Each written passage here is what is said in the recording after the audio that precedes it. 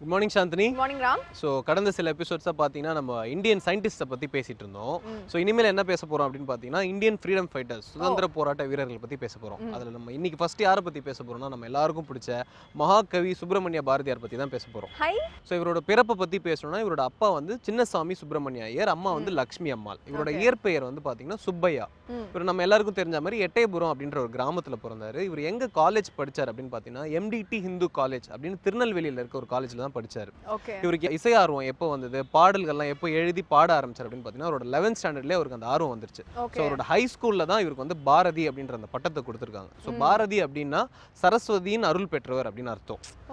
So மகாகவி பற்றி இன்னும் நிறைய விஷயங்கள் நம்ம பேசலாம். பட் அதுக்கு முன்னாடி நம்ம வியூவர்ஸ்லாம் வெயிட் பண்ணிட்டு இருக்காங்க. வெல்கம் பண்ணிடலாமா? கண்டிப்பா. நேயர்கள் அனைவருக்கும் புத்தம் புது காலை வணக்கம்.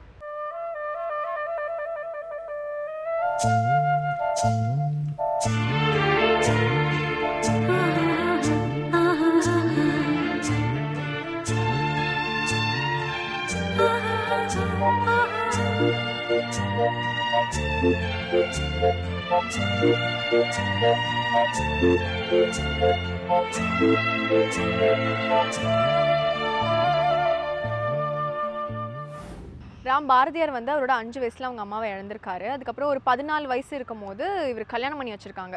14 வயசுல. ஆமா, இவரோட 7 வயசு சின்ன பொண்ணா இருக்கிற செல்லம்மாள் இவரோட அத்தை பொண்ணு வந்து கல்யாணம் பண்ணி வச்சிருக்காங்க. ஒரு குழந்தைக்கு இன்னொரு குழந்தையை கல்யாணம் பண்ணி வச்சிருக்காங்க. அப்ப சைல்ட் மேரேஜ் ரொம்ப சாதாரணம் இல்லையா? சோ இவர் 16வது வயசுல வந்து இவங்க அப்பாவும் இறந்துட்டாரு. இவங்க அப்பா இருந்த வரைக்கும் இவர்கிட்ட என்ன சொல்வாருன்னா, நீ நல்லா படிக்கணும், நீ இன்ஜினியர் ஆகணும் அப்படிலாம். பட் இவருக்கு வந்து ஸ்டடீஸ் மேல அவ்வளவா ஆர்வமே இல்ல. நல்லா படிக்கணும் அப்படின்னு இவங்க அப்பா சொன்னா கூட இல்ல நான் படிக்க மாட்டேன், எனக்கு வந்து பாட்டு மேல தான் இன்ட்ரெஸ்ட் அப்படிலாம் சொல்வாராம். சோ வந்துட்டு இன்ஜினியரிங் பர்சியூ பண்ணாம இவர் வந்து அப்பவே வந்து குட்டி வயசா இருக்கும்போது கொஞ்சம் கவிதைலாம் எழுத ஆரம்பிச்சிருக்காரு. சோ அப்பவே இவரோட பாடல் திறமையெல்லாம் வந்து வெளியே வந்திருக்கு. ஓகே, அப்போ இது மாதிரி தான் அவரோட பாட்டு திறமெல்லாம் வந்து ஒரு பிளாசம் ஆயிருக்குன்னு சொல்லலாம். இது மட்டும் இல்லாமல் அவர் வந்து பெண்களுக்காக நிறைய விஷயம் எழுதியிருக்காரு. அதாவது விமன் எம்பவர்மெண்ட் பற்றி அவர் நிறைய பேசியிருக்காரு. அதை அடுத்த செக்மெண்ட்டில் பார்க்கலாம். இப்போ சூரியோதயம் பார்க்கறதுக்கு நேரம் வந்துச்சு, பார்த்துடலாமா? கண்டிப்பா. இது சூரியோதயம்.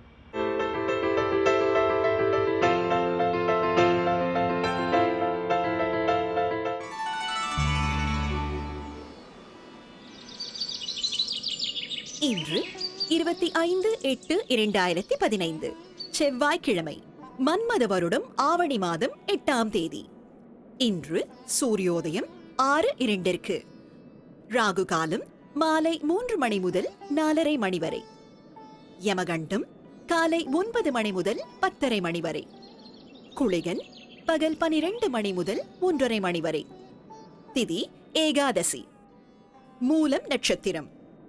நல்ல நேரம் என்னும் சுப ஓரைகள் காலை 8 மணி முதல் 11 மணி வரை, பகல் 12 மணி முதல் 1 மணி வரை, மாலை 3 மணி முதல் 6 மணி வரை. அமிர்த சித்த யோகங்கள் கூடிய சுபதினம். இன்று ரிஷபராசிக்கு சந்திராஷ்டமம். சாந்தினி, பாரதியார் வாழ்ந்த காலத்தில் பார்த்தீங்கன்னா சொசைட்டிலாம் ரொம்ப ஆர்த்தடாக்ஸ் சொசைட்டின்னு சொல்லுவாங்க இல்லையா? ரொம்பவே வந்து ஆச்சாரமான சொசைட்டி, அதாவது சமூகமாக தான் இருந்திருக்கு. அது மட்டும் இல்லாமல் மூட நம்பிக்கைகள்லாம் நிறையா இருந்திருக்கு. பட் பாரதி வந்து எப்போவுமே அதை வந்து பொருட்படுத்தினதில்ல. அதை தாண்டி தான் அவரோட சிந்தனைகள்லாம் இருந்திருக்கு. 1905 பார்த்தீங்கன்னா பனாரஸில் ஆல் இண்டியா காங்கிரஸ் செஷன் அப்படின்னு ஒரு செஷன் நடந்திருக்கு. அந்த கூட்டத்துக்கு போய் இவர் கலந்துட்டு திரும்ப வரும்போது நிவேதிதா அப்படின்ற ஒரு பெண்மணியை வந்து சந்திச்சிருக்காரு. அவங்க யாருன்னு பார்த்தீங்கன்னா சுவாமி விவேகானந்தாவோட சிஷ்யை. அவங்கள பார்த்து நிறைய விஷயம் பேசிட்டு, இப்போ இந்தியாவில் வந்து இந்தியா, தமிழ்நாடு எல்லாத்துலேயும் வந்து பெண்மணிகள் வந்து எவ்வளோ கஷ்டப்படுறாங்க, எவ்வளோ வந்து முடக்கி வைக்கப்பட்டிருக்காங்க அப்படின்றத பற்றி பேசி அதுக்கப்புறம் தான் அவருக்கு வந்து ஒரு எண்ணம் வந்திருக்கு. அதாவது வந்து பெண்ணுன்ற வந்து எவ்வளோ பவர்ஃபுல்லான ஒருத்தங்க. ஸோ விமன் எம்பவர்மெண்ட் அப்படின்னு சொல்கிற அந்த கான்செப்ட்லாம் அதுக்கப்புறம் தான் அதை பற்றி பாடல்கள் எழுத ஆரம்பித்தார் அவர். பாரதி கண்ட புதுமை பெண்ணு சொல்கிறாங்க இல்லையா? ஸோ அவர் பாடலில் வந்து எப்பவுமே அது வந்து ஸ்ட்ராங்காக பதிவு பண்ணுவார் அந்த விமன் எம்பவர்மெண்ட் பற்றி. ஸோ இதுலேருந்து தான் அவருக்கு வந்து அந்த கான்செப்ட் வந்து உருவாயிருக்கு. ஓகே, ஸோ பெண்கள் எல்லாரும் வெளில வரணும், அவங்க மேலே வரணும், அவங்களுக்கு சரியான ரெஸ்பெக்ட் கொடுக்கணும் அப்படின்றது வந்து ஃபர்ஸ்ட் டைம் இனிஷியேட் பண்ணது நம்ம மகாகவி சுப்பிரமணிய பாரதியார். ஓகே, சூப்பரா சொன்னீங்க. இதை தொடர்ந்து பார்த்தீங்கன்னா அபிராமி அந்தாதிலேருந்து ஒரு பாட்டு மற்றும் அதோட விளக்கத்தோட காத்துட்டு இருக்காரு இலக்கிய மிகம் ஸ்ரீனிவாசன் அவர்கள். பார்த்துடலாம். இது அபிராமி அந்தாதி.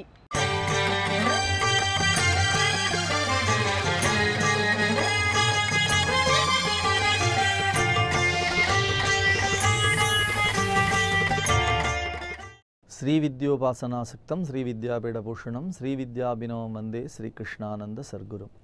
அனைவருக்கும் இனிய காலை வணக்கம். அபிராமி அந்தாதினுடைய அற்புதமான தமிழ் பாடல்களை தொடர்ந்து நாம் சிந்தித்து கொண்டிருக்கக்கூடிய நல்ல வாய்ப்பினை வேந்தர் தொலைக்காட்சி வழங்கி இருக்கிறது. இந்த அருமையான வாய்ப்புக்காக நாம் ஒவ்வொரு நாளும் நன்றி சொல்லி அபிராமி அந்தாதியினுடைய அற்புத தமிழ் பாக்களை இல்லந்தோறும் பரவவிட்டு கொண்டிருக்கிறோம். இதன் மூலமாக எல்லா மக்களும் மகிழ்ச்சியும் இனிமையும் நன்மையும் பெற வேண்டும் என்ற பிரார்த்தனை இந்த நல்ல விடியலிலே புத்தம்புது காலையிலே நாம் சமர்ப்பிப்பதன் மூலமாக அபிராமி அந்தாதி பாடல்கள் மூலமாக இந்த உலகத்திலே ஒரு மாபெரும் மகிழ்ச்சியான வாழ்க்கையை உலகமெல்லாம் உலக மக்களெல்லாம் பெற வேண்டும் என்ற ஒரு பிரார்த்தனை பராசக்தியினுடைய திருப்பாதங்களிலே நாம் சமர்ப்பித்து இந்த நல்ல பாடல்கள் எல்லா சித்திகளும் பெற என்ற தலைப்பிலான அருமையான பாடல் 28 சித்தியெல்லாம் பெற வேண்டும் என்பதுதான் நம்முடைய வாழ்க்கையினுடைய மிக உயர்ந்த நோக்கம்.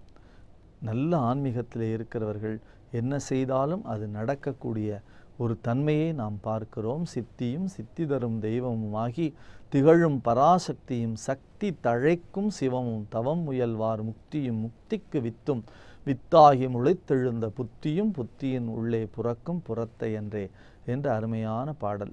இன்றைக்கு பார்த்தால் பௌர்ணமி வழிபாடும் சித்தர்கள் வழிபாடும் தமிழ்நாட்டிலே எல்லா இடங்களிலும் நடைபெறுகிறது. எத்தனையோ ஜீவ சமாதிகளெல்லாம் புதுமையாக கண்டுபிடித்து அங்கே அவர்கள் சென்று பௌர்ணமி தோறும் வழிபாடு செய்து கொண்டே இருக்கிறார்கள்.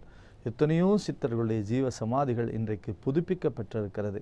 அந்த சித்தர்களெல்லாம் அஷ்டமா சித்திகளெல்லாம் பெற்றவர்கள்.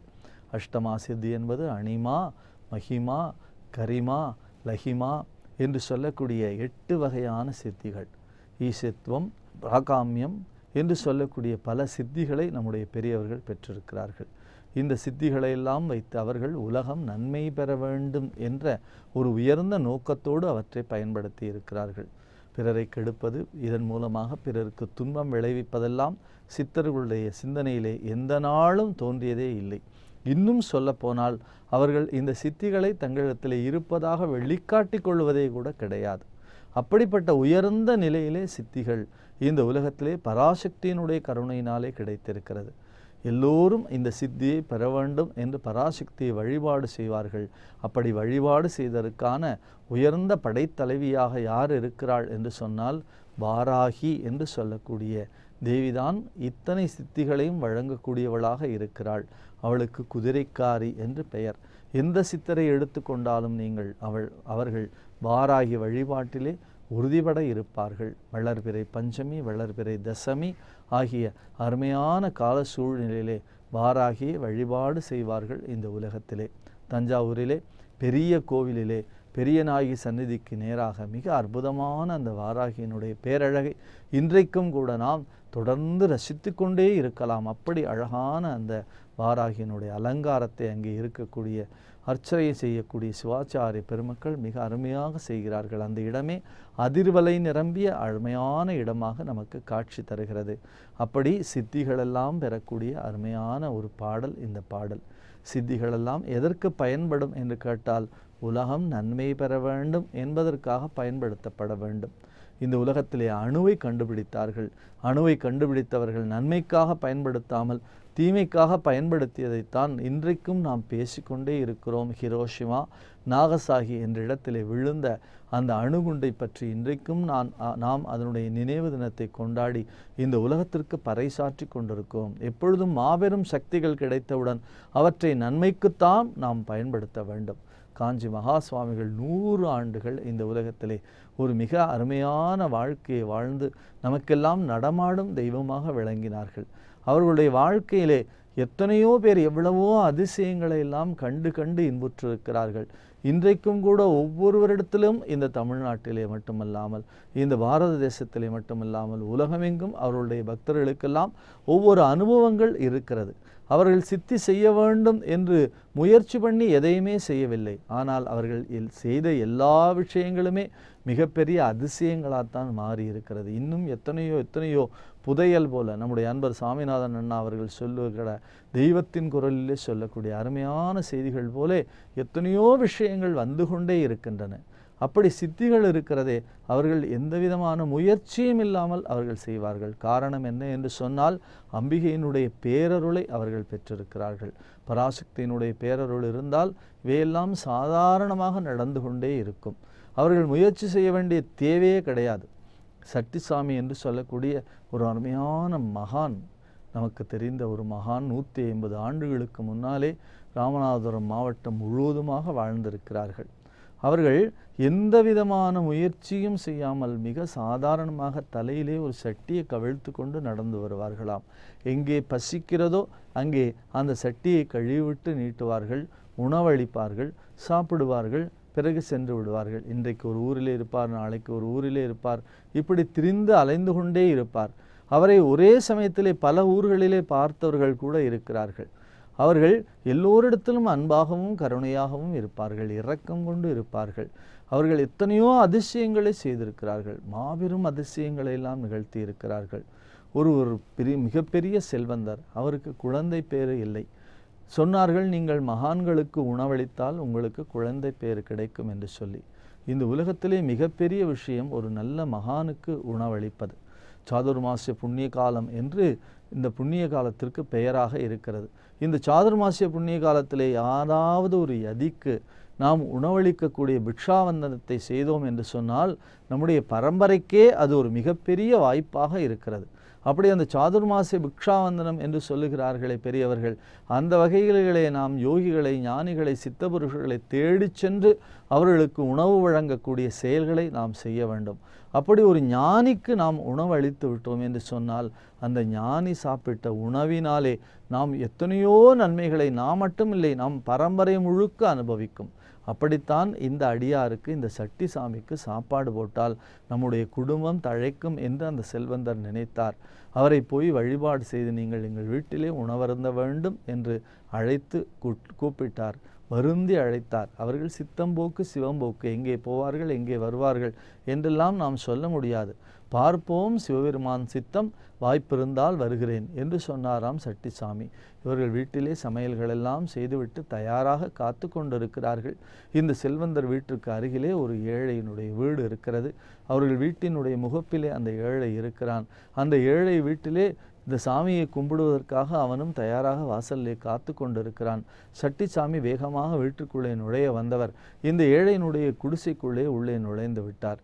அந்த குடிசைக்குள்ளே நுழைந்தவுடன் அந்த ஏழை குடியானவனும் அவன் மனைவியும் துடித்து போனார்கள். சாமி நம் வீட்டுக்குள்ளே அல்லவா வந்து விட்டார். உட்கார்ந்த சட்டிசாமி சொன்னார், சாப்பிட என்ன இருக்கிறது எடு என்று கேட்டார். எங்கள் வீட்டிலே பழைய சோறு தான் இருக்கிறது. எவ்வளவு இருக்கிறது? அது சட்டி நிறைய இருக்கிறது, பானை நிறைய இருக்கிறது, நீங்கள் எவ்வளவு வேண்டுமானாலும் சாப்பிடலாம் என்று சொன்னார்கள். ஒரு பானை சாப்பாட்டையும் முழுமையாக சாப்பிட்டு கைகளை கழுவிட்டு திருப்தியோடு வெளியே வந்தார் சட்டிசாமி. இதை பார்த்து செல்வந்தர் கலங்கி போனார். நம்முடைய வீட்டுக்கு வர வேண்டும், நம் வீட்டிலே உணவு உண்ண வேண்டும், நம்முடைய பரம்பரையும் சந்ததியும் செழிக்க வேண்டும் என்றல்லவா நாம் பிரார்த்தனை செய்து கொண்டிருந்தோம். ஆனால் நம் வேலைக்காரன் வீட்டிலே சாப்பிட்டு விட்டாரே, எப்படி அவர் நம்ம வீட்டிலே வந்து சாப்பிடுவார் என்று கலங்கி நின்று கண்ணீரோடு நின்று கொண்டு வந்து அங்கே அவருடைய பாதங்களில் விழுந்து பிரார்த்தனை செய்கிறார். சாமி நம்ம வீட்டுக்கல்லவா சாப்பிட வர வேண்டும் என்று கேட்டேன் என்று உருகி போய் கேட்டார். அப்பொழுது சாமி சொன்னார்கள், கவலைப்படாதே, உன் வீட்டிலும் யாம் சாப்பிடுவோம் என்று சொல்லி வேகமாக உள்ளே வந்தார். சரி இலையை போடு என்று சொன்னார். இப்பொழுதுதானே அங்கே சாப்பிட்டு முடித்திருக்கிறார், இப்பொழுது எப்படி உடனடியாக சாப்பிட முடியும் என்று சிந்தனையோடு இருக்கிறார் செல்வந்தர். ஆனால் நான் சாப்பிடுகிறேன் என்று சொல்லி தன்னுடைய மூச்சை ஒரே இழுவாக இழுத்தார். அவருடைய வயிறு காலியாகி போய்விட்டது. இன்னும் வை, நிறையவை, நிறையவை, நிறையவை என்று சொல்லி எல்லோருக்கும் உள்ள சாப்பாட்டையும் ஒரே சூழ்நிலையிலே சாப்பிட்டு முடித்து விட்டார். எல்லோரும் ஆச்சரியமாக பார்த்தார்கள். நிறையவை, நிறையவை என்று சொன்ன வார்த்தை இருக்கிறதே, அவர்கள் குடும்பத்திலே செல்வத்தை, பரம்பரையை, குழந்தைகளை, ஆரோக்கியத்தை, ஐஸ்வர்யத்தை நிறைய வைத்து விட்டது என்று சொல்லி சட்டிசாமியை பற்றி சோசுவாமி சுந்தரமையா அவர்கள் மிக அழகாக சொல்லுவார்கள். அப்படி சித்தி இருக்கிறதே, அந்த சித்திகளை தரக்கூடிய பராசக்தி இருக்கிறாளே, எல்லா நன்மையும் வழங்கக்கூடியவளாக இருக்கிறாள். அந்த அருமையான சித்திகளையெல்லாம் ஒருவர் பெற வேண்டும் என்று சொன்னால் அபிராமி அந்தாதியினுடைய இந்த அருமையான பாடலை யார் தொடர்ந்து சிந்திக்கிறார்களோ அவர்களுக்கு இந்த பாடல் சகல சித்திகளையும் வழங்கக்கூடிய பாடல். சித்தியும் சித்தி தரும் தெய்வமும் ஆகி திகழும் பராசக்தியும் சக்தி தழைக்கும் சிவமும் தவம் முயல்வார் முக்தியும் முக்திக்கு வித்தும் வித்தாகி முளைத்தெழுந்த புத்தியும் புத்தியின் உள்ளே புறக்கும் புறத்தை அன்றே என்ற அருமையான பாடலை தொடர்ந்து சிந்திப்போம். நாளை சந்திப்போம். நன்றி, வணக்கம். ஸோ நம்ம 1900s வந்து நம்ம நியூஸ் பேப்பர் அப்போ தான் எவால்வ் ஆகிட்டு இருந்த டைம். ஸோ அப்போ என்ன பண்ணார் பாரதியார் வந்து ஸ்வதேசமித்ரம் அப்படின்ற அந்த பத்திரிகையில் போய் அசிஸ்டன்ட் எடிட்டராக சேர்ந்தார் 1907 சேர்ந்து அவரோட போயம்ஸ்லாம் எழுத ஆரம்பிச்சிருக்காரு. அப்புறம் வந்து பாலபாரதம் அப்படின்ற அந்த நியூஸ் பேப்பர்லேயும் இவரோட போயம்ஸ்லாம் வந்து ரெகுலராக பிரிண்ட் ஆக ஆரம்பிச்சிருக்கு. ஸோ அதில் இவர் பேசிக்கலாக என்ன எழுதுவாருன்னா விமன் எம்பவர்மெண்ட், அப்புறம் வந்து ஃப்ரெஞ்ச் அண்ட் ரஷ்யன் ரெவல்யூஷன்ஸ் பற்றிலாம் எழுதுவார். அது இல்லாமல் நேஷ்னலாக வந்து நம்ம எப்படிலாம் டெவலப் பண்ணலாம் இந்தியாவை அப்படின்ற மாதிரி நிறைய விஷயங்கள் வந்து ஒரு போயம் மூலமாக எழுதிட்டு வந்திருக்காரு. ஸோ இதை பார்த்து தான் வந்து மக்கள் எல்லாரும் பாரதியாரும் ஒரு ரைட்டர் இருந்திருக்காரு அப்படின்னு ரெகனைஸ் பண்ணியிருக்காங்க. ஸோ இது மட்டும் இல்லாமல் ஒரு ஃப்ரீடம் ஃபைட்டிங்ல வந்து ஒரு சில இயக்கத்துக்கு வந்து ஆதரவு தெரிவிச்சிருக்காரு. அது என்னன்னு அடுத்த செக்மெண்ட்ல பார்க்கலாம். பட் இப்போ பார்த்தீங்கன்னா ஒரு மோட்டிவேஷனல் ஸ்பீச்சோட நளினி சம்பத்குமார் அவர்கள் வந்திருக்காங்க, பார்த்துடலாமா? கண்டிப்பா. இது கனவு மெய்ப்பட.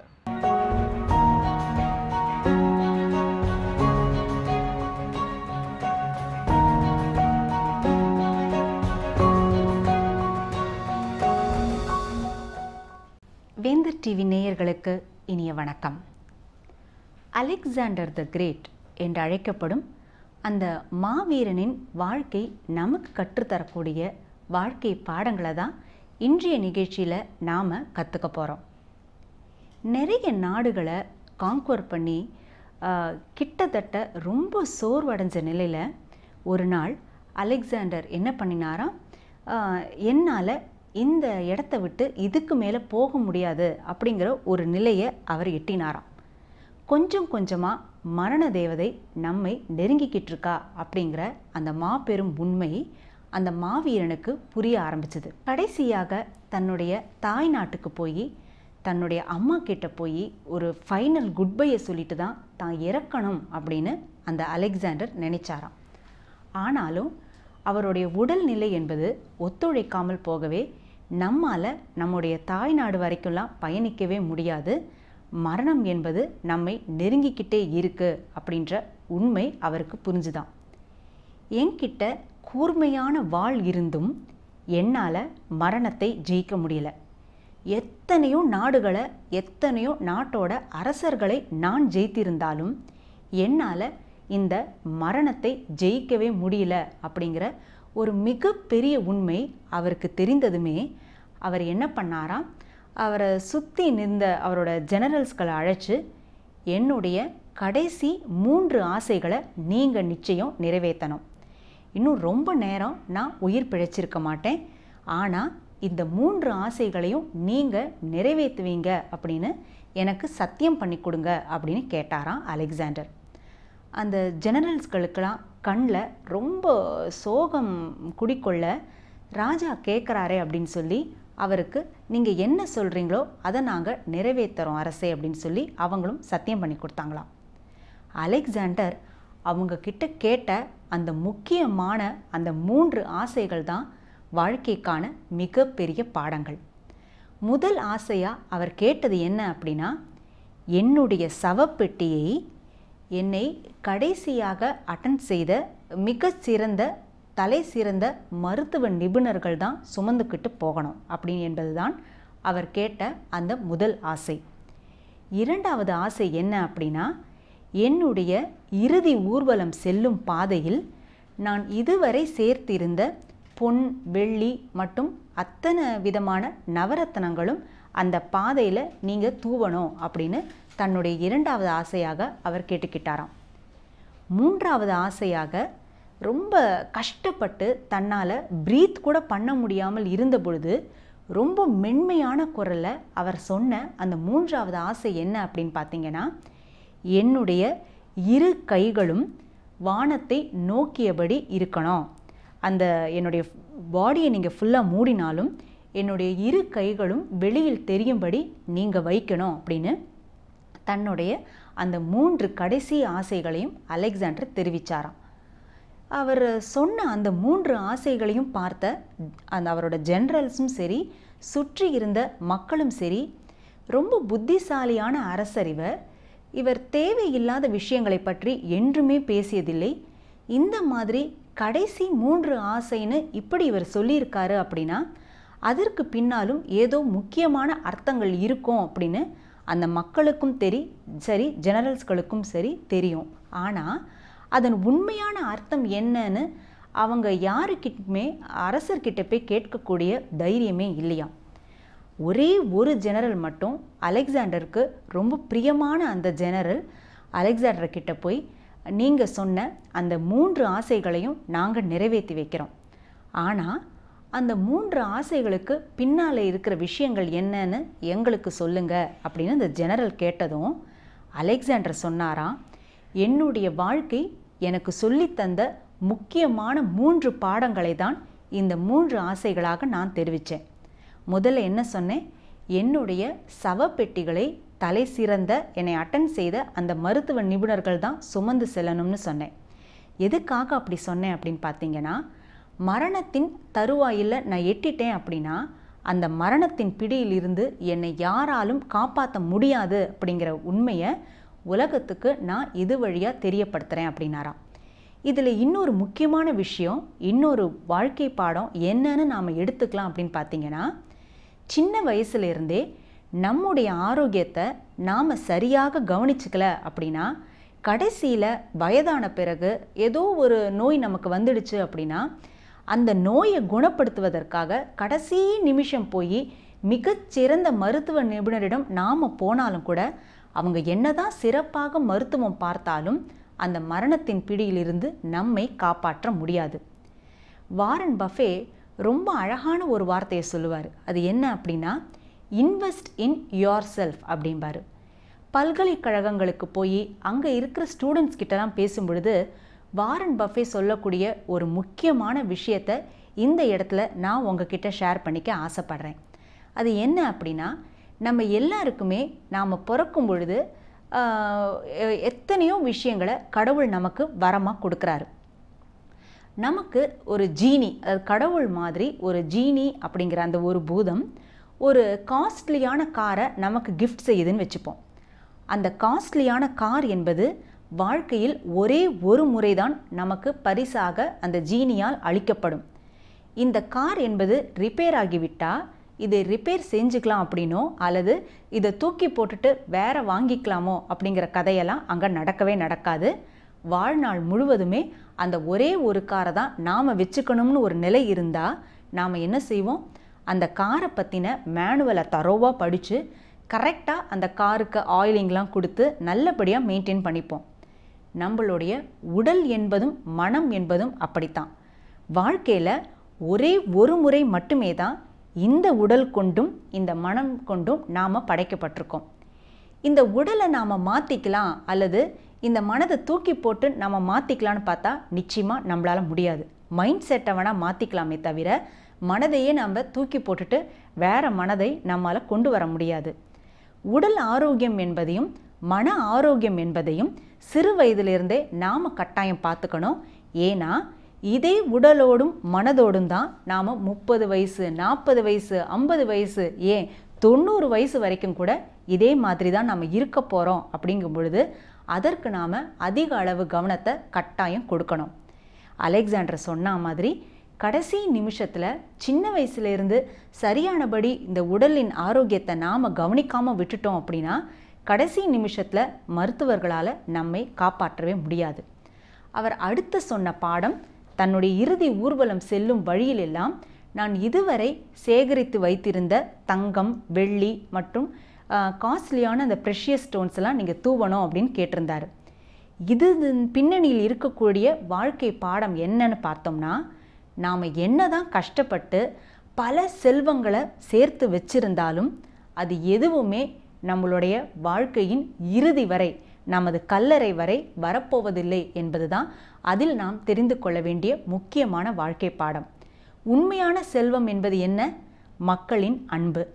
நாம் குடும்பத்தாரோட நாம் எப்படி பழகிறோம்? மற்றவர்களுக்கு நாம் நம்மால் முடிஞ்ச உதவிகளை செஞ்சுருக்கோமா? நம்முடைய சொல்லாலையும் செயலாலையும் யாருக்கும் தீமை செய்யாமல் இருந்திருக்கோமா?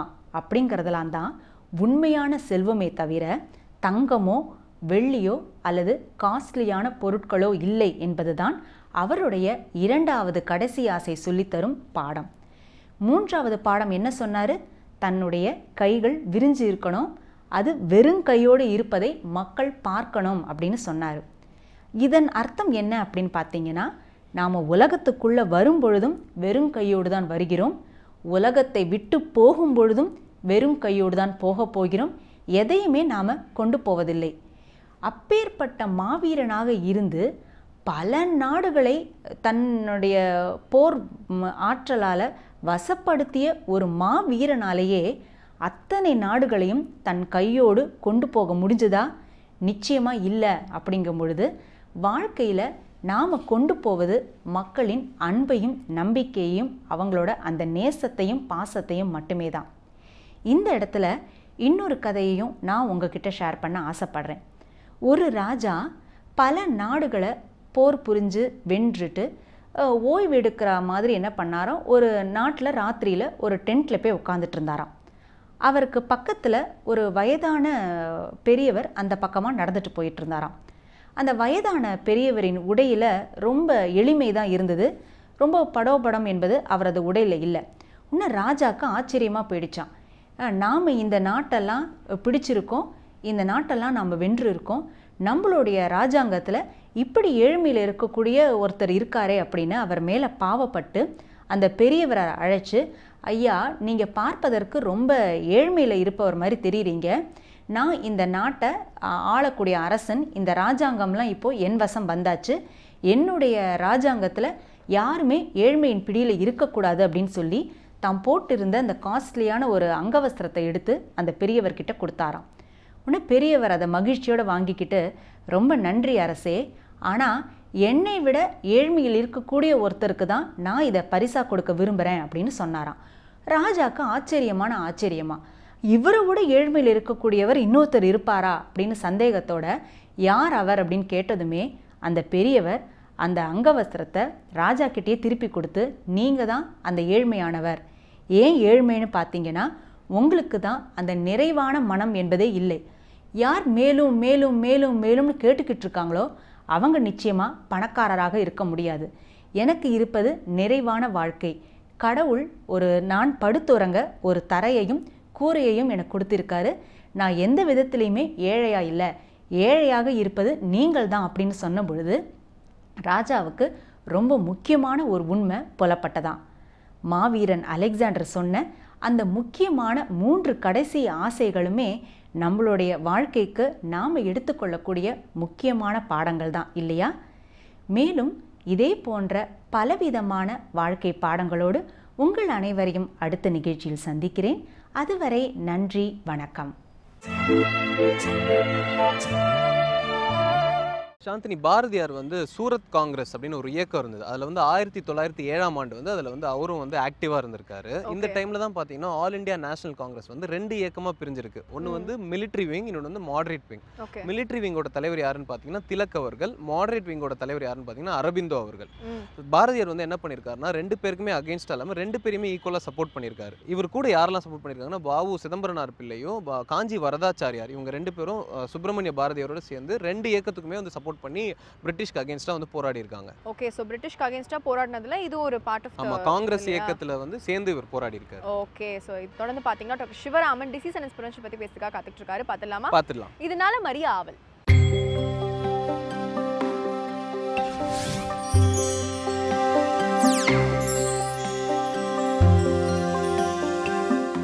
வேந்தர் தொலைக்காட்சி நேயர்களுக்கு காலை வணக்கங்கள். நம்மளுடைய உணவுலேயும் வாழ்க்கை முறையிலையும் இப்போது நடந்து கொண்டு இருக்கக்கூடிய பல்வேறு மாற்றங்கள் வந்து நிறைய நோய்களை வரவழைக்குது அப்படின்னு நம்ம தொடர்ந்து பேசிட்டு வரோம். அது குறித்த செய்திகளை பல இடங்கள்லையும் கேட்டுட்டு வரோம்.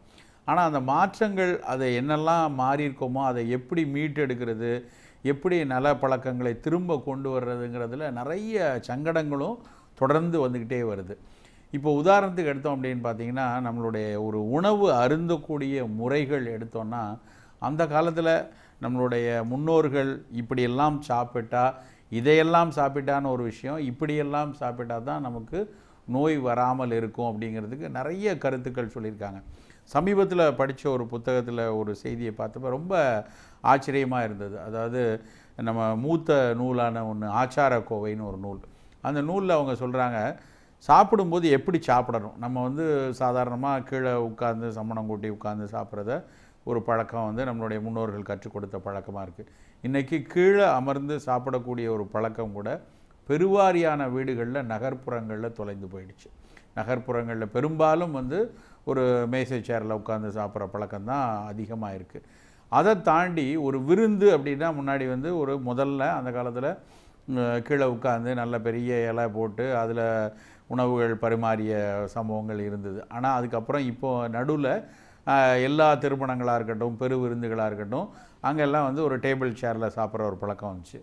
இப்போ மிகப்பெரிய விருந்துகள் எல்லாமே வந்து ஒரு கைகளில் உணவை ஏந்தி கொண்டு சாப்பிடக்கூடிய அந்த பஃபே சிஸ்டத்தில் தான் இருக்குது. இந்த ஆச்சாரக்கோவை நூலில் படித்த விஷயம் என்ன இருக்குன்னா, அவங்க கிளியராக போடுறாங்க. எப்படின்னா, சாப்பிடும் பொழுது நகர்ந்து கொண்டே நடந்து கொண்டே சாப்பிட்றது தப்பு, நின்று கொண்டே சாப்பிட்றது தப்பு, சாப்பிடும் பொழுது வேறு ஏதாவது விஷயங்களை பேசிக்கொண்டே சாப்பிட்றது தவறு, சாப்பிடும் பொழுது எண்ணமும் மனமும் முழுமையாக சாப்பிடக்கூடிய உணவை ஒட்டி தான் இருக்கணும், அதனுடைய சுவையை உணர்ந்து கொண்டே சாப்பிடணும் அப்படின்னு சொல்லி கிடந்து உண்ணார், நின்று உண்ணார், உண்ணும்போது உரையார் அப்படின்னு சொல்லி பல வரிகளை சொல்லியிருக்காங்க. அந்த பாடலினுடைய வரிகளையும் இன்றைக்கு அந்த பஃபே சிஸ்டத்துலேயும் நம்ம வீடுகளில் சாப்பிட்ற முறையும் வச்சு பார்த்தோன்னா எங்கேருந்து எப்படியெல்லாம் மாறி இருக்கும் அப்படிங்கிறது ரொம்ப ஒரு இந்த மாற்றம் வந்து நிறைய விஷயத்தை நமக்குள்ளே யோசிக்க வைக்கிறது.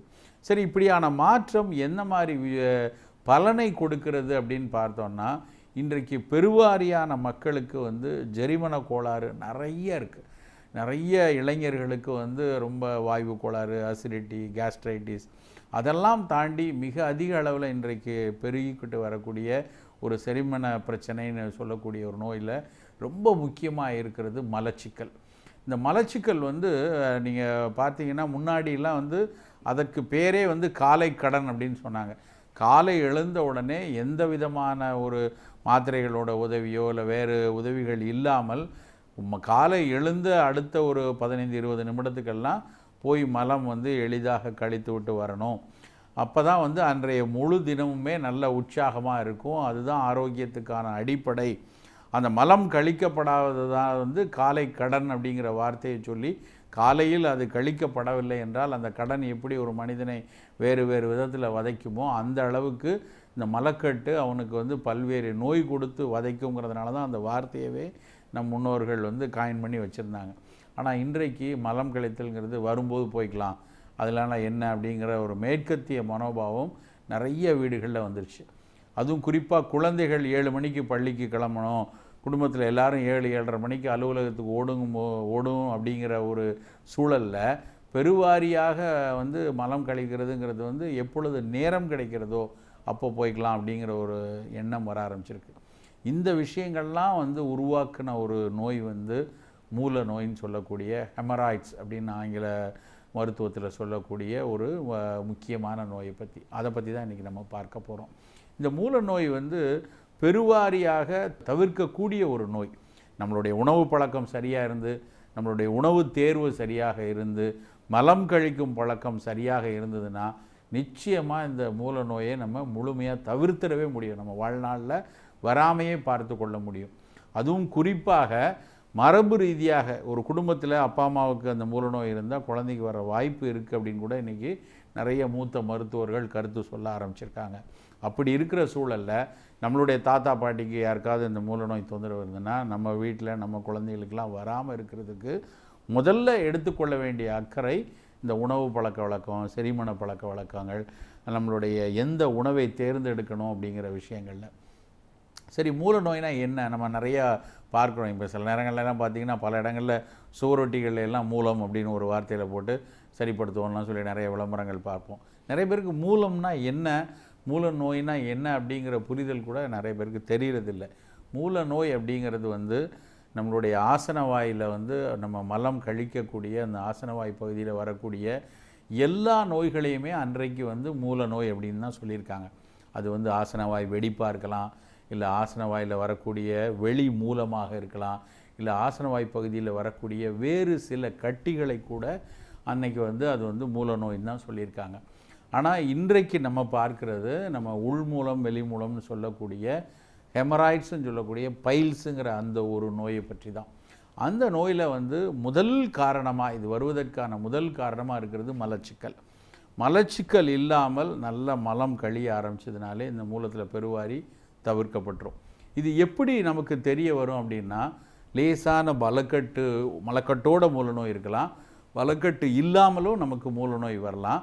அந்த மலக்கட்டோடு இருக்கக்கூடிய இந்த மூலநோய் வரும் பொழுது மலம் கழிந்ததுக்கு அப்புறம் வந்து அந்த ஆசனவாய் பகுதியில் ஒரு வலி இருக்கும். மலம் கழிக்கும்போது ஒரு சிலருக்கு மலத்தோடு சேர்ந்து இரத்தம் கசியக்கூட தன்மை இருக்கும். அதுவும் ஒரு சிலருக்கு மலம் வருவதற்கு முன்னாடி, மலம் வந்து முக்கி மலம் போகிறதுக்கு முன்னாடி முதல்ல ஒரு 7-8 சொட்டு வந்து இரத்தம் போயிட்டு அதுக்கப்புறம் மலம் போகிற தன்மை இருக்கும். ஒரு சிலருக்கு மலம் போய் முடித்ததுக்கு அப்புறமும் இரத்த கசிவு வர்ற மாதிரி இருக்கும். இந்த மாதிரியான துன்பங்கள் இருக்கிறது. அந்த ஆசனவாயினுடைய தசை பகுதிகள் கொஞ்சம் ஒரு சிறிய அளவில் வெளியேறுறது. அதுக்கப்புறம் மலம் போகும்போது அந்த மலக்குடல் கொஞ்சம் வெளியே வந்துட்டு மலம் போய் முடித்ததுக்கப்புறம் அதுவே தானாக உள்ளே போயிடுறது. ஒரு சிலருக்கு மலக்குடலை கையில் வச்சு தள்ளுனா தான் பின்னாடி உள்ளே போகிற மாதிரி ஒரு தன்மை வருது. இது எல்லாமே இந்த பைல்ஸுங்கிற இந்த மூலநோயை ஒட்டி இருக்கக்கூடிய விஷயங்கள் தான்.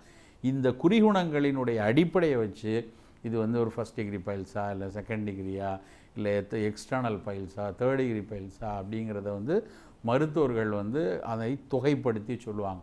அதை பொறுத்து தான் அது வந்து எப்படி குணப்படுத்த முடியும், அறுவை சிகிச்சை தேவையா, உள்மருந்து வேணுமா, இல்லை என்ன மாதிரியான உணவு பழக்க வழக்கம் வேணும் அப்படிங்கிறதெல்லாம் அதில் தான் முடிவு பண்ண முடியும். அடிப்படையாக முதல் விஷயம் வந்து மூலநோய் இருக்குதுன்னு நமக்கு தெரிய வருது. நமக்கு வந்து லேசாக மலக்கட்டு இருக்குது, மலம் போகும்போது ரத்தம் வருது அப்படிங்கிற ஒரு ஆரம்ப கட்ட மூலநோய் அப்படின்னு சொன்னோம். அது ஹெமராஜிக் பைல்ஸ் அப்படின்னு சொல்லுவாங்க. அந்த மாதிரி ப்ளீடிங் பைல்ஸில் இருக்கிறோம் அப்படின்னு சொன்னால் ஃபஸ்ட்டு செய்ய வேண்டியது நிறைய தண்ணீர் குடிக்கணும். ஒரு நாளைக்கு நல்லா 3.5-4 லிட்டர் தண்ணீர் குடிக்கணும். கிழங்குகளை தவிர்த்துடணும். முழுமையாக கிழங்குன்னா தரைக்கடியில் விளையக்கூடிய உருளைக்கிழங்காக இருக்கட்டும், கருணக்கிழங்காக இருக்கட்டும், பீட்ரூட்டாக இருக்கட்டும், இது எல்லாம் வந்து நம்ம அவாய்ட் பண்ணிடணும். நிறைய நார் உள்ள உணவுகளை எடுத்துக்கணும். நார் உள்ள உணவு என்ன எல்லாம் இருக்குது? கீரைகள், எல்லா கீரைகள்லையும் நார் அதிகமாக இருக்குது. வெந்தயத்தில் நிறைய நார் இருக்குது. இந்த நார் உள்ள உணவுகளை நிறைய எடுத்துக்கொள்ளணும். சில உணவுகளை இந்த முழுமையாக அந்த நோய் போகிற வரைக்கும் தவிர்த்தாக வேண்டியதில் ரொம்ப முக்கியமானது என்ன அப்படின்னு பார்த்தீங்கன்னா, கோதுமை, கோழிக்கறி, காரம், இந்த 3ஐயும் வந்து இந்த நோய் முழுமையாக நமக்கு குணமாகிற வரைக்கும் அவாய்ட் பண்ணிடணும். கோதுமை தான் நல்லதாச்சே, கோதுமை எல்லாரும் சக்கரை வியாதியெல்லாம் எல்லாரும் ராத்திரி கோதுமை தான் சாப்பிட்றோமே அப்படின்னு சிலர் கேட்கலாம். கோதுமை வந்து உடல் சூடை அதிகரிக்கக்கூடியது. குறிப்பாக மூலச்சூடை அதிகரிக்கிற ஒரு தன்மை இருக்குது. அப்படி இருக்கும்போது கோதுமையில் செய்த ஒரு சப்பாத்தியோ, கோதுமை மாவு தோசையோ, பரோட்டாவோ, மைதாவில், அதுவும் குறிப்பாக கோதுமை பட்டை தீட்டி எடுத்த மைதாவில் செய்த உணவுகளை முழுமையாக அவாய்ட் பண்ணிடணும். அடுத்து 2வது என்ன பண்ணணும் அப்படின்னா வந்து கோழிக்கறி, எந்த விதமான கோழியில் செய்யக்கூடிய எல்லா உணவுகளையும் தவிர்த்திடணும். பழங்களை நிறைய எடுத்துக்கொள்ளணும். எல்லா பழங்களுமே நல்லது. ரொம்ப சூட தரக்கூடிய பப்பாளியை அதிக அளவில் எடுக்க வேண்டாம், கொஞ்சமாக எடுக்கலாம். பப்பாளி, தர்பூசணி, கொய்யாப்பழம், குறிப்பாக வாழைப்பழம் நல்லது. எல்லோரும் அந்த வாழைப்பழம் அப்படின்னோடனே நிறைய பேர் பழக்கமே வந்து ராத்திரி படுக்கும்போது ஒரு வாழைப்பழம் சாப்பிடுவாங்க. அது காலையில் நல்லா மலம் கழிய வைக்கும் அப்படின்னு. ஆக்சுவலாக வாழைப்பழத்தை காலையில் எடுக்கணும். பல் துலக்கின உடனே மார்னிங்கில் ரெகுலராக வாழைப்பழம் எடுத்துக்கிற ஒரு பழக்கம் வச்சோன்னா நல்லா மலம் கழிகிற தன்மை, எளிதாக மலம் தெளிகிற தன்மை நல்லா கிடைக்கும். எப்படி குணப்படுத்துறது? சரி, இதெல்லாம் வந்து உணவில் வச்சுக்கிட்டோம், என்ன மாதிரி சரி பண்ண முடியும் அப்படின்னா, நிறைய இரத்தப்போக்கு இருக்குன்னா இரத்தம் கசிகிறதை நிறுத்துறதுக்கு நம்ம உரிய மருத்துவம் எடுத்துக்கொள்ளணும். ஏன்னா நம்ம அறியாமல் கொஞ்சம் கொஞ்சம் சொட்டு சொட்டாக ரத்தம் போகிற தன்மை இருந்ததுன்னா அது வந்து அனீமியா, இரத்த சோகையை உருவாக்கக்கூடிய தன்மை வரும். அதுக்கப்புறம் அந்த புண்கள், அந்த ஆசனவாயினுடைய முனைப்பகுதியில் வந்து சதை எப்பொழுதும் வெளியே தள்ளிட்டு இருக்கிற தன்மை இருந்தது அப்படின்னா அதில் சீழ்கட்டிகள் வந்து அது வந்து பழுத்துறக்கூடிய தன்மை கூட ஏற்படுறதுக்கு உண்டு. அதனால் அதை வந்து குணப்படுத்துவதற்கு உரிய மருத்துவத்தை உள்ளே எடுத்துக்கணும். எங்கள் சித்த மருத்துவத்தில் வந்து ரசகந்தி மிளகு கொடுப்பாங்க, நல்ல நாக பஷ்பம் கொடுப்பாங்க, ஆமையோடு பஷ்பம் கொடுப்பாங்க. இந்த பஷ்பங்கள்லாம் சேர்த்து எடுக்கும் பொழுது அது உள் மூலமாக இருந்தாலும் சரி, வெளி மூலமாக இருந்தாலும் சரி, வேகமாக சரியாகிற தன்மை கிடைக்கும். இதை எடுத்துக்கிறதோடு சேர்ந்து சில புற சிகிச்சைகளும் பண்ணணும். அதில் குறிப்பாக பார்த்திங்கன்னா துத்திக்கீரை அப்படின்னு சொல்லி ஒரு கீரை இருக்குது. இந்த துத்திக்கீரையை நல்லா வதக்கி உள்ளேயும் சாப்பிடலாம். துத்திக்கீரையை வந்து வெளி மூலமாக சின்ன ஒரு சென்டினல் பைல்ஸாக இருந்தாலும் சரி, இல்லை வெளி மூலமாக இருந்தாலும் சரி, துத்திக்கீரையை வதக்கி அந்த ஆசனவாய் பகுதியில் வச்சு கட்டினோன்னா அதுவும் வந்து அந்த மூலத்தை வந்து உள்வாங்கிறதுக்கும் வேகமாக சரியாகிறதுக்கு உதவியாக இருக்கும். தலைக்கு குளித்தல் பழக்கத்தை வந்து நல்லா வலியுறுத்தணும். இந்த மூலநோய் இருக்கிறதே உடல் சூடுனால் வரக்கூடியது. அனில பித்த தொந்தம் வராது, மூலம் வராது அப்படின்னு சொல்லி சித்த மருத்துவ இலக்கியங்கள் சொல்லும். அப்போ அந்த பித்தத்தினுடைய தன்மையை குறைப்பதற்கு நல்லா தலைக்கு குளிக்கிறது, எண்ணெய் தேய்ச்சி குளிக்கிறது, இந்த மாதிரி பழக்கத்தை வச்சுக்கிட்டு உணவுலேயும் நிறைய பழங்கள், தண்ணீர் குடிக்கிறது இதெல்லாம் எடுத்துக்கிட்டு அந்த உரிய சித்த மருத்துவம் எடுத்துட்டோன்னா மூலத்தை சரி பண்ணிட முடியும். மூலம் முதல்ல சரியானா கூட திரும்ப வராமல் தடுக்கணும் அப்படின்னா நல்ல உணவு பழக்க வழக்கம், இந்த எதை தவிர்க்க சொன்னோமோ அதை அடுத்த ஒரு 6 மாதங்களுக்காவது முழுமையாக தவிர்த்திருந்தால்தான் மீண்டும் அந்த நோய் நமக்கு வராமல் இருக்கும். ராம் பாரதியார் ஆக்சுவலி பார்த்தீங்கன்னா நிறையா கவர்மெண்ட் கேசஸ்லாம் மாட்டியிருக்காரு. ஃபார் எக்ஸாம்பிள் வந்து வாவு சிதம்பரம் பிள்ளை இருக்கார் இல்லையா, அவரோட சேர்ந்து பிரிட்டிஷ்க்கு அகேன்ஸ்டாக இவர் நிறையா போயம்ஸ் அண்ட் நிறைய ஆர்டிகல்ஸ்லாம் எழுதினாரு அப்படின்னு சொல்லி போலீஸ் ஆக்சுவலி இவர் ஒரு பாயிண்ட் ஆஃப் டைம் தேடிட்டு இருந்திருக்காங்க. ஸோ 1908 என்ன பண்ணியிருக்காரு, போலீஸ் கிட்டேருந்து, அதாவது தமிழ்நாடு போலீஸ் கிட்டேருந்து எஸ்கேப் ஆகி பாண்டிச்சேரி போயிருக்காரு. ஓகே, பாண்டிச்சேரி அப்போ ஆக்சுவலாக பிரிட்டிஷ் ரூல் கிடையாது, ஃப்ரெஞ்ச் ரூல் கீழே இருந்திருக்கு. இப்போ கூட அது ஃப்ரெஞ்ச் சாயல் எப்பவுமே இருக்கும் இல்லையா. ஸோ ஃப்ரெஞ்ச் ரூல் கீழே இருந்ததுனால எனக்கு ரொம்ப ஈஸியாயிருச்சு. ஓகே, ஸோ அங்கே போயிட்டு என்ன பண்ணியிருக்காரு, விஜயா அப்படின்னு ஒரு பத்திரிக்கை ஆரம்பிச்சிருக்காரு. அப்புறம் வந்து பாலபாரதம் அப்படின்னு ஒரு தமிழ் வீக்லி ஆரம்பிச்சிருக்காரு. அப்புறம் வந்து பார்த்தீங்கன்னா சூரியோதயம் அப்படின்னு ஒரு லோக்கல் டெய்லி, இந்த மாதிரி 3 பத்திரிகையில வந்து இவரோட வியூஸ்லாம் எழுத ஆரம்பிச்சிருக்காரு. ஸோ இதையும் வந்து ஃப்ரெஞ்ச் மூலமா வந்து தடுத்து நிறுத்தணும் அப்படின்னு பிரிட்டிஷ் ரொம்ப போராடி இருக்காங்க, பட் முடியல. அதுக்கப்புறம் பார்த்தீங்கன்னா நிறைய ஃப்ரீடம் ஃபைட்டர்ஸோட சேர்ந்து பிரிட்டிஷ்க்கு அகேன்ஸ்டாக நிறைய விதமான போராட்டங்களை இவர் கை கொண்டிருக்காரு. ஸோ ஃப்ரெஞ்சோட சேர்ந்து ஒரு கூட்டு முயற்சியாக ஏதோ ஒரு பிளான்லாம் பண்ணி இது பண்ணியிருக்காரு சொல்லுங்க. ஆமாம். ஓகே, இதை தொடர்ந்து பார்த்தீங்கன்னா 12 ராசிகளுக்கான பலன்களை சொல்ல வந்திருக்காரு யதார்த்த ஜோதிடர் செல்வி. பார்த்துடலாமா? கண்டிப்பா. இது யோகம் நல்ல யோகம்.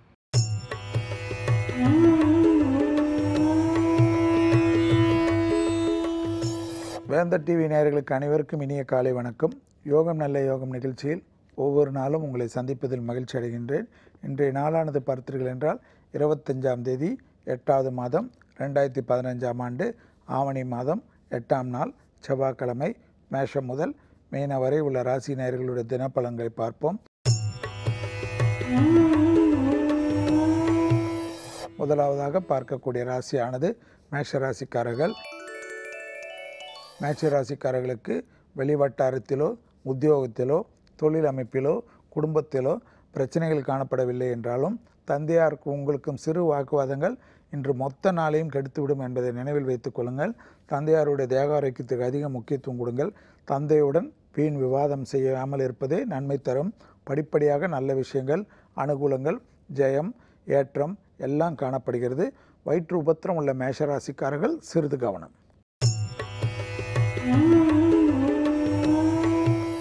அடுத்ததாக பார்க்கக்கூடிய ராசிக்காரர்கள் ரிஷப ராசிக்காரர்கள்.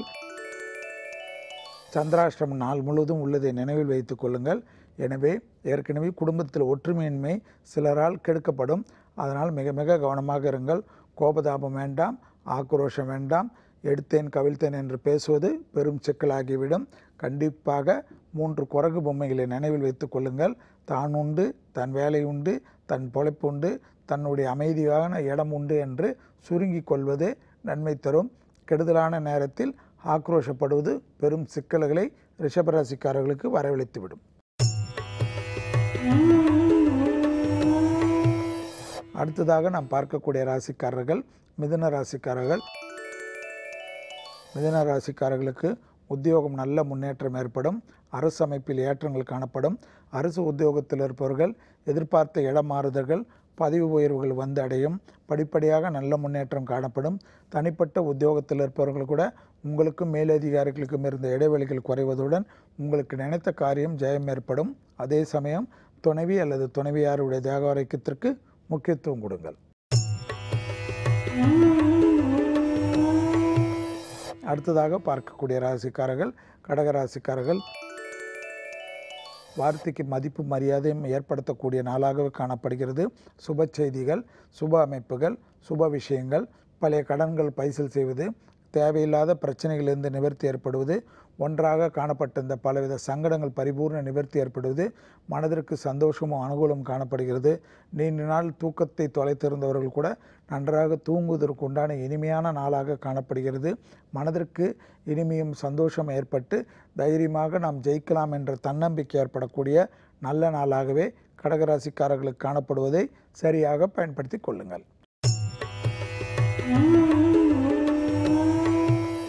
அடுத்ததாக பார்க்கக்கூடிய ராசிக்காரர்கள் சிம்ம ராசிக்காரர்கள். வயிற்று உபத்திரம் உள்ளவர்கள் சிறிது கவனம். பிள்ளைகள் விஷயத்தில் பூத கண்ணாடி வேண்டாம். பிள்ளைகளுக்கு உங்களுக்கும் ஆக்ரோஷம் வேண்டாம். வெளிவட்டாரம் அனுகூலங்கள், தொழில் அமைப்பில் ஏற்றங்கள் எல்லாம் காணப்பட்டாலும் ஆவேசமும் ஆக்ரோஷமும் பிள்ளைகள் விஷயத்தில் காட்டினீர்கள் என்றால் பல விஷயங்கள் உங்களுக்கு கெடுதலாக போய்விடும். எனவே பொறுமையாக இருங்கள். உங்கள் பிள்ளைகளை நீங்கள் அரவணைத்துக் கொள்ளவில்லை என்றால் மற்றவர்களை அரவணைத்துக் கொள்வார்கள் என்பதை நினைவில் வைத்துக் கொள்ளுங்கள். அரசாங்க விரோத காரியங்களில் ஈடுபடுபவர்களின் நிழல் கூட அண்டாமல் பாதுகாத்து கொள்வதே நன்மை தரும் என்பதை சிம்ம ராசிக்காரர்கள் உணர்ந்து கொள்ள வேண்டும். அடுத்ததாக பார்க்கக்கூடிய ராசிக்காரர்கள் கன்னியா ராசிக்காரர்கள். இரத்த பந்த உறவுகள், குடும்பத்தில் உள்ள பெற்றோர் பெரியோருக்குடன் சிறு வாக்குவாதங்கள் இல்லாமல் இருப்பது நன்மை தரும். பூர்வீக சொத்தில் எந்தவித பிரச்சனையும் இல்லாமல் பாதுகாத்து கொள்வது நன்மை தரும். படிப்படியாக நல்ல முன்னேற்றம், உத்தியோக பிராப்தம், வண்டி வாகன மாற்றங்கள், எதிர்பார்க்காத இடத்திலிருந்து நல்ல செய்திகள், தொலைதூர செய்திகளால் அனுகூலங்கள், எடுத்தேன் கவிழ்த்தேன் என்ற எந்த விஷயத்தில் இல்லாமல் நிதானத்துடன் செயல்படக்கூடிய கன்னியாராசிக்காரர்களுக்கு பெரிய ஜெயம், சுபவிரய பிராப்தம் ஏற்படுவதனால் வரவுக்கு மீறிய செலவுகள் காணப்பட்டாலும் அவையெல்லாம் கவலைப்படாமல் செய்யக்கூடிய செலவுகளே காணப்படுகிறது. அடுத்ததாக பார்க்கக்கூடிய ராசிக்காரர்கள் துலா ராசிக்காரர்கள். யோகமான நாள், தைரியமான நாள், பயணங்கள் அனுகூலத்தை ஏற்படுத்தி தரும். தொலைதூர செய்திகள் நன்மைகள் காணப்படுகிறது. எடுத்தேன் கவிழ்த்தேன் என்று எந்த விஷயத்திலும் இல்லாமல் நிதானத்துடன் செயல்படக்கூடிய துளாராசிக்காரர்களுக்கு யோகமான நாள், நல்ல முன்னேற்றம் காணப்படுகிறது.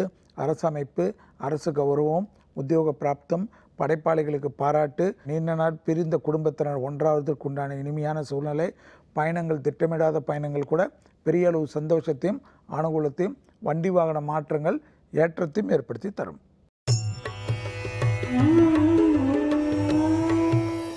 அடுத்ததாக பார்க்கக்கூடிய ராசிக்காரர்கள் விருச்சிக ராசிக்காரர்கள். வாக்குக்கு மரியாதை, குடும்பத்திலும் சரி வெளிவட்டாரத்திலும் சரி சந்தோஷ அமைப்பை ஏற்படுத்தி தரும். தொலைதூர செய்திகளால் பெருமளவு நன்மைகள் காணப்படுகிறது. லாபமான அமைப்பு காணப்படக்கூடிய கிரகநிலையால் எடுத்தேன் கவிழ்த்தேன் என்று இல்லாமல் எல்லாமே தொட்டதெல்லாம் தொடங்கக்கூடிய காலகட்டம் என்பதனால் சுறுசுறுப்பு பங்கம் இல்லாமல் காலையிலே சூரிய உதயத்துக்கு முன்பாக அன்றாட பணிகளை ஆரம்பிக்கக்கூடிய விருச்சிக ராசிக்காரர்களுக்கு யோகமும் அனுகூலமும் கண்டிப்பாக வரும். அரசு கௌரவம் கிடைக்கும். அரசு விருது அமைப்புகள் கிடைக்கும். மேலதிகாரிகள் உங்களுக்கும் இருந்த இடைவெளிகள் எல்லாம் படிப்படியாக குறைந்து உத்தியோகத்தில் பெரும் முன்னேற்றம் காணப்படும்.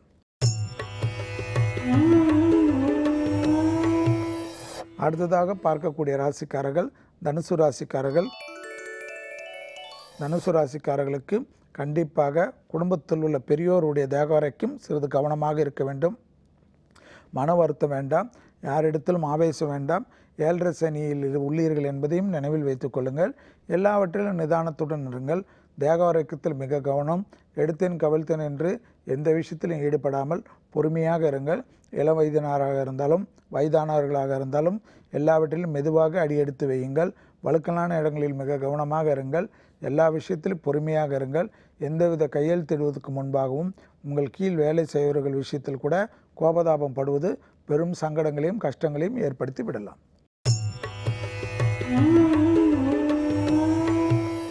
அடுத்ததாக நாம் பார்க்கக்கூடிய ராசிக்காரர்கள் மகர ராசிக்காரர்கள். சுபவிரய பிராப்தம், வெளிவட்டாரத்தில் யோகம், அனுகூலங்கள், வரவுக்கு மீறிய செலவுகள் காணப்பட்டாலும் அவை சுப செலவுகளாகவே காணப்படுகிறது. இரத்த பந்த உறவுகளில் காணப்பட்ட அந்த சுபகாரிய தடைகள் பரிபூர்ண நிவர்த்தி ஏற்படுவது கண்கூடாக பார்க்கலாம். எல்லா விஷயமும் யோகமும் அனுகூலம் காணப்படுகிறது. ரகசியங்களை பரம ரகசியமாக வைத்து கொள்ளுங்கள். புறங்கூறாதீர்கள். யாரை பற்றியும் யார் எதை கூறினாலும் அந்த இடத்தை விட்டு நகர்ந்து கொள்ளுங்கள்.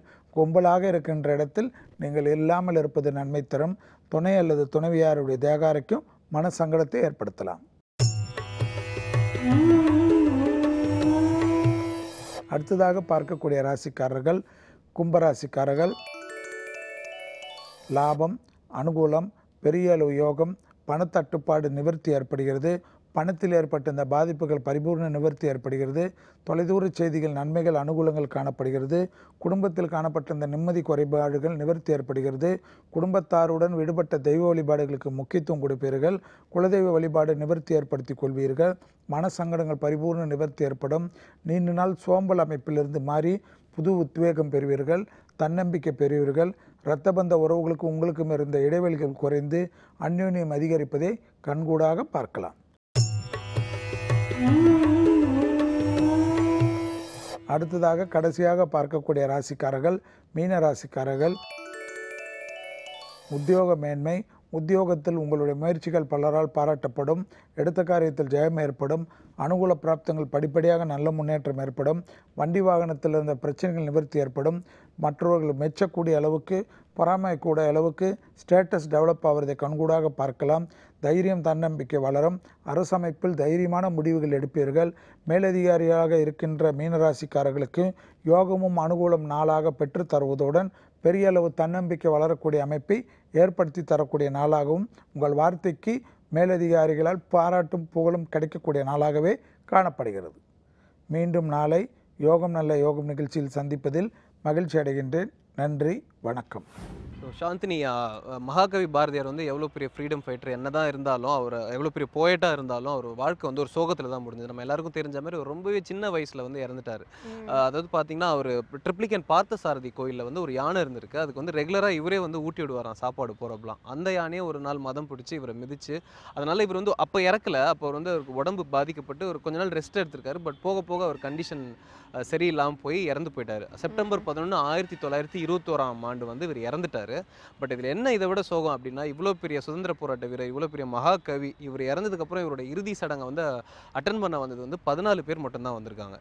ஸோ வந்து என்னதான் எவ்வளோ பெரிய ஆளாக இருந்தாலும் அது கொடுக்க வேண்டிய மரியாதை வந்து நம்ம ஆட்கள் கொடுக்கறது இல்லை அப்படின்ற ஒரு சோக செய்தியை சொல்லி நம்ம என்ன பண்ணணும்னா கிளம்ப வேண்டிய டைம் வந்துச்சு. ஸோ மகாகவி சுப்பிரமணிய பாரதியார் பற்றி நிறைய விஷயங்கள் பேசணும். ஹோப் உங்கள் எல்லாருக்குமே ரொம்ப பிடிச்சிருக்கோன்னு நம்புறோம். இதே மாதிரி நாளைக்கு ஒரு இன்ட்ரெஸ்டிங்கான ஃப்ரீடம் ஃபைட்டர் அவரோட வாழ்க்கை வரலாறு பற்றி நாங்கள் பேச வரோம். And this is Chandini Mathivanan and Ram signing off from the team of Putham Pudhu காலை. பாய்.